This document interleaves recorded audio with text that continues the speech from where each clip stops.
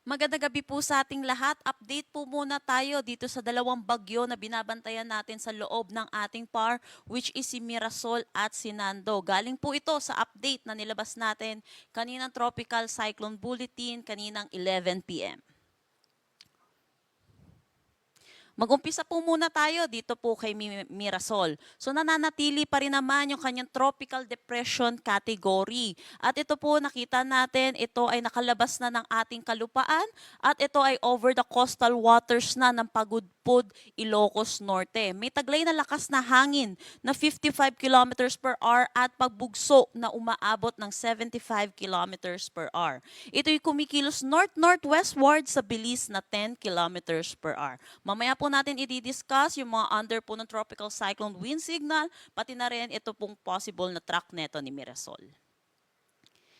Kaninang 8 p.m. po, tuluyan na pong pumasok ng ating Philippine Area of Responsibility itong tropical depression sa labas ng ating PAR at pinangalanan na po natin itong Nando.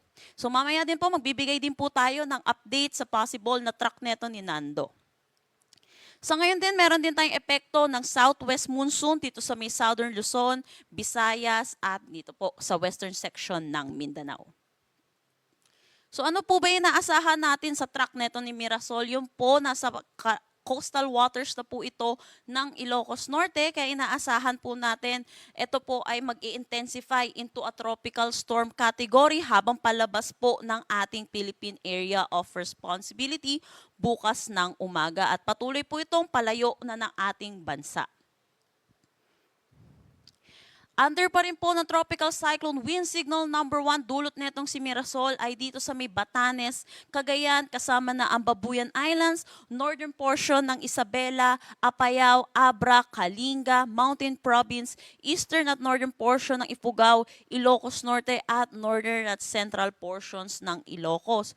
So inaasahan po natin malalakas din po mga hangin na mararanasan po nila. So mag-ibayong pag-iingat po para sa ating mga kababayan.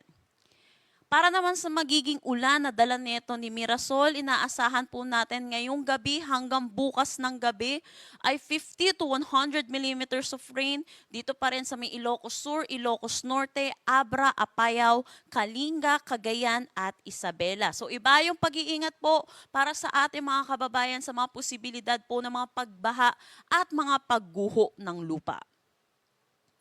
So update na po tayo, dito po tayo sa next nating bagyo na si Nando. Nananatili naman po siya may tropical depression category.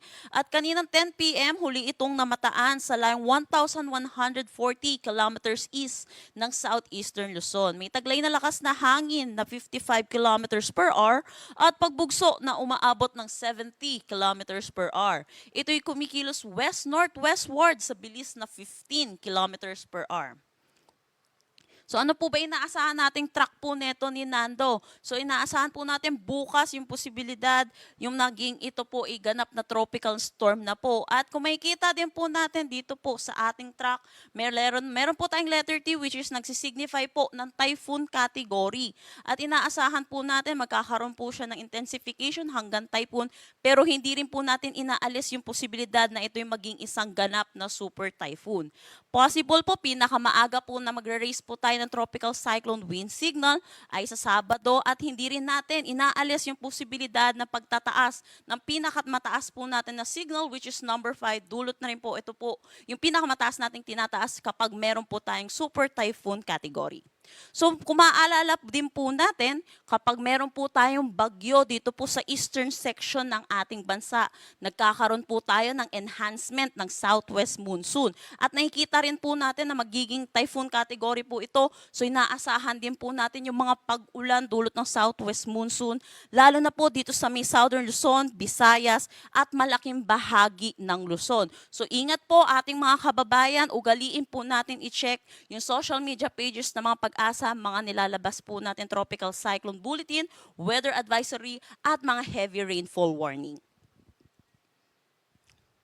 At yan po muna yung update po muna natin dito sa dalawang bagyo pong natin si Mirasol at si Nando. Mamaya pong update po natin next press briefing ay 5 a.m. Yan po muna latest dito sa Pag-asa Weather Forecasting Center. Chanel Dominguez po at magandang gabi.